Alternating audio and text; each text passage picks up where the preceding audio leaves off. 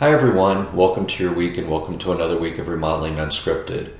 This week we're going to focus on cabinetry. It's something that we deal with day in and day out, and we're going to talk a little bit about the terminology so that when somebody is talking to you about cabinetry on a project, you'll understand the differentiators between the different levels of cabinetry and why certain things are grouped in certain ways. So let me begin by giving you the three primary categories that we think about when we think about cabinetry. The first one is a production level cabinet.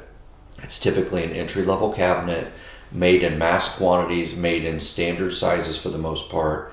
And when you get a production level cabinet, what you're often going to see is you're going to see a scenario where you might like a certain color, but you can only get that certain color in a certain door style. And then there might be a different door style and you can get a certain set of colors in that particular door style. And so you're going to be very limited on your choices because they're going to try to identify what things are most popular.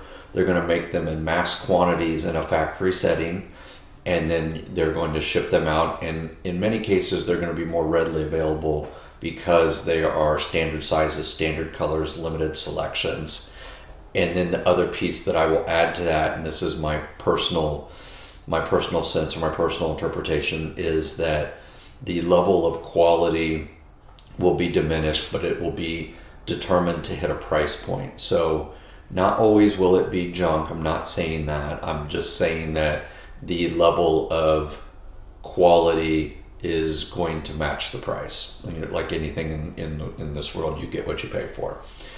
And so it can definitely meet a need. It is definitely a situation also where when you're trying to think about building a home, for instance, and you have so many selections and so many decisions and so many square feet that you're trying to purchase or trying to accommodate, something's going to give. And in the broad range of having a few kids and needing extra bedrooms and the things that come with that, the level of cabinetry may be the thing that gives in that particular setting. And there's absolutely nothing wrong with that. I would say life is about trade-offs, and as long as you know what those trade-offs are, you're fine. There's nothing wrong with that. I would not expect a production cabinet to fall apart in any way. They're just going to do use different materials and different levels of products to get it. So my best example is that you might not always have real wood sides on a cabinet on an exposed end, but they may do something with a laminated color match system to try to make it look like wood when it's not really wood. That would be an example on a production cabinet that you could draw back to as a potential item. The second level, the level where we live most often, is technically called semi-custom. And semi-custom to me means that you're going to have many, many door styles. You're going to have many, many wood species and colors and options and stains, and all of those things can be mixed and matched on the door style. So for instance, you might have alder wood that has 8 or 10 standard stain options. Cherry might have 8 or 10. Painted might have, 8 or 10 versions of white to beige.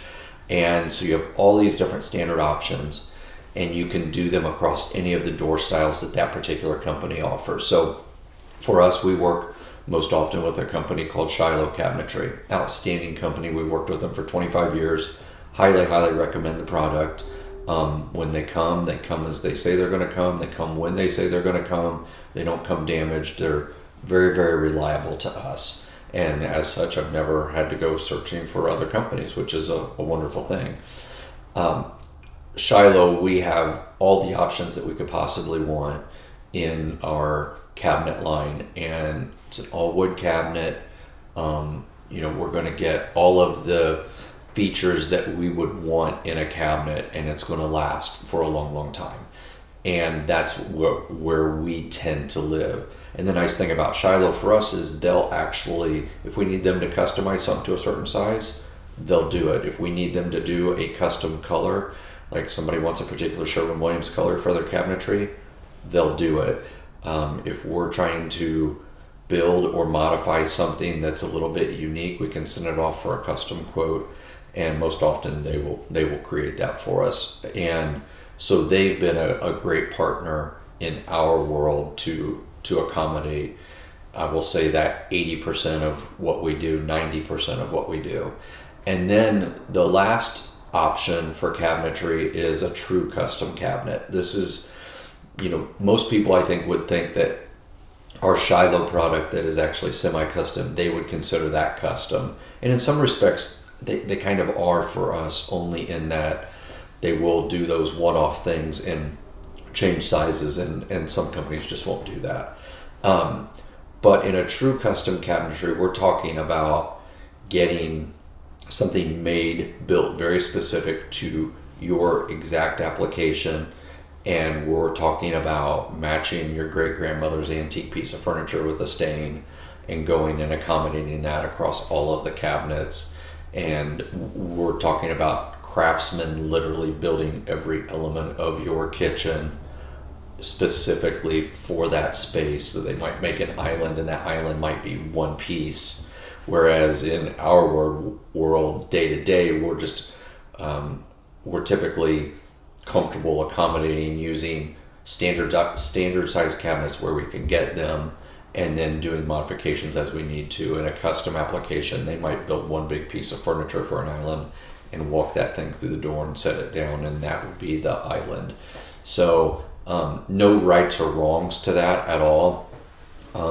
We did a really a beautiful kitchen with a custom company called Crystal, and the client wanted to do something with green boxes, meaning the cabinet boxes themselves, and then the drawers were stained, and then we pulled in a kind of an off-white, creamy, soft, warm white color as a complementary color in this. And so this color scheme was very unique, and it wasn't something we were going to be able to readily get from Shiloh, and we had to find the path to accommodate this client and the wishes that they had. And so we went to Crystal. They built out the kitchen for us in the manner in which we were wanting to do it, and it turned out great. So I think there's a place for all three lines of cabinets. As a general rule, we typically stay away from the production cabinet, and for me, it's just more of a quality issue and a long-term issue, because I want what we do to last and stand the test of time.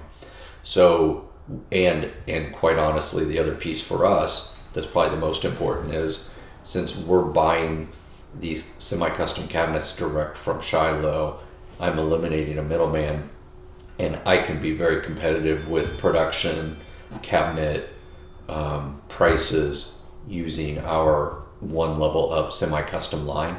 And so I don't feel the need to go and get to a lower price point with lesser quality if I can give somebody a better product for a similar price. So that's why we tend to live where we live when we're doing projects. But those are the initial key pieces of terminology relative to cabinets. Then the other thing I would tell you about cabinets is, in many cases, when you're making decisions about what you want, they're all minor details that will come together to form a cabinet. So for instance, people are like, oh my gosh, how will I select a door style?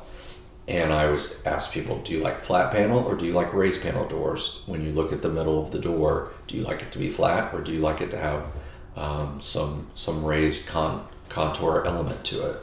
And most people can say, I like flat door style, or I like raised. And then we just look at those, and then I say, okay, the rails, literally the trim that goes around to build the door, around the perimeter, do you like it to be wider, or do you like it to be more narrow, so that you see a bigger panel in the middle? And most people can look at door samples and they can say, oh, I like the thinner rail, or no, I like the heavier rail with the smaller door panel. And then I'll say, okay, do you like on the outside edge, do you like it to be very clean and flat? Do you like a little bit of a OG edge to it? You start to show people the options of outside edge, and then you can look actually literally at the inside edge on the inside of that rail that goes around the cabinet where it meets that interior panel of the door. And I'll just say, what do you like here? Because you've got options there with something that's very clean and flat, or again rounded, or an OG edge. So what typically happens is you start to build out the door style by just showing people what the various options are, and you can get there pretty quickly because people are pretty decisive. They just get overwhelmed by all of the choices. And so I think I think walking people through step by step gives them a sense of what they're actually looking at, and it simplifies it, and then they can make decisions pretty readily. Beyond that, I think on our end, from a cabinet design perspective, just to touch on that briefly, there are certain things that we're doing in a cabinet design in a kitchen, for instance, or in a primary bathroom, that are very intentional. So in a kitchen, it's easiest to speak from, we're typically trying to put that dishwasher right next to the sink. It's typically going to be on the left or the right. When you get into very small kitchens and it's very tight, we have some complicating factors there, but we'll have certain decisions to make and certain trade-offs to consider. But there are elements like that just lay themselves out relative to, we're going to try to put the kitchen sink on a window so you can look out in the yard while you're doing dishes, or you're going to try to put the kitchen sink on an island where you can interact with guests when they're in the kitchen with you. And where do you create your cook zone, and what are the elements that you want in that cook zone around that cooktop or that range, and then what are you doing with appliances, with double ovens and microwaves, and and then the number of appliances that come into the space really start to feed into what you're going to put where, and it begins to lay itself out. The bigger challenges are when you have a lot of space to fill, or conversely when you have very little space to work with and you're just trying to pull together a good functioning kitchen space. But by and large, there's a process to it that we work through, and there's a lot of intention to everything that we do when we're laying out that kitchen. And so typically when we can walk somebody through it, we'll be able to say, okay, the refrigerator, we put it over here. Our options were that we could put it here, here, or here. And this made the most sense, and here's why we did it, because we wanted to create good workspaces. And the last thing I'll probably speak to just briefly as it relates to cabinets and a little bit with regard to cabinet design is when you get into kitchen design, we're moving from a world, it feels like, where we've always thought from that kitchen, that work triangle, to trying to accommodate more of what professional chefs deal with in their commercial kitchens today, which are cook zones and areas where people can function. So you'll see from a cabinetry perspective, I think you're going to see a lot more options than you did 10, 15, 20 years ago, because they're always adding new features to these cabinets. And it's all about creating efficiencies and function and accommodating all of the little details and the steps. So you can get a lower cap. We do a lot of drawers in place of doors for cabinets down below countertops now. We do big drawers, 3-stack drawers. We can put peg systems in them. There's all these different things, and these peg systems will let you just set your plates neatly into place. But the idea of, it used to be when I grew up, we would have a cabinet door, a standard cabinet, would have one drawer on top, would have the cabinet door below. We would open that cabinet door, and my mom would have Tupperware stacked all the way as high as it could go just before it fell over. And inevitably we would want that one bowl that was in the middle or down low, and we have to pull everything out to get to it.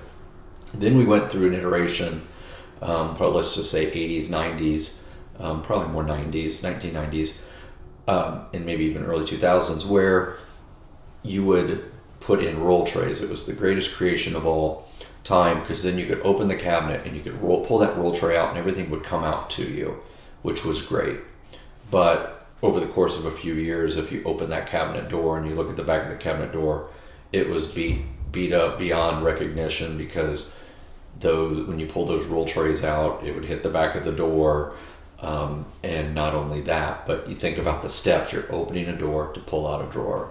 Well, now with the glide systems on cabinets and drawers, it's become so much easier to just do bigger, deeper drawers, open the drawer, and have everything available to you right in that space. So now people are using drawers for so many different things, as opposed to just doing a standard cabinet and having all that dead air space, so you can organize a drawer and see everything more effectively. So that's the last thing I'll probably hit on, is that we do full extension glides on every door, on every drawer that we do, so that you can see the entirety of the cabinet, because a standard glide on a standard production cabinet only opens the drawer part way, and we want to have full extension glides to see everything all the time. Every door has soft close today, so door and drawer, so all of those features have kind of become standard when it comes to some of those upgrades. But all in all, I would say there are a lot of really good products out there, and there are good companies. We've happened to have our favorites, but if you can find something that fits your budget and gives you options that you want, that's all that really matters at the end of the day. And if somebody can explain to you the differences between the levels for the things you're looking at, I think you're going to be in good hands, and you can make those trade-offs for cost versus value, and things that work best for you. And there is no right or wrong to that. In our case, many times we're doing a kitchen remodel, and these folks have been in their home for many years, and this is their upgrade, and we're going to do it once, do it right one time, they're going to get what they want. And so we want the ability to show them many options with many color schemes, and then kind of gravitate to what they are drawn to, and we don't want to be limited in those choices for clients. So I hope that's been helpful. If you have any questions, as always, please feel free to reach out and ask. Be happy to help you understand a little bit more, or just answer questions for you. You don't have to be here in the Indianapolis market for us to answer the questions for you. We'll help you however we can, okay? Have a wonderful week, and we will see you next week. Thanks so much.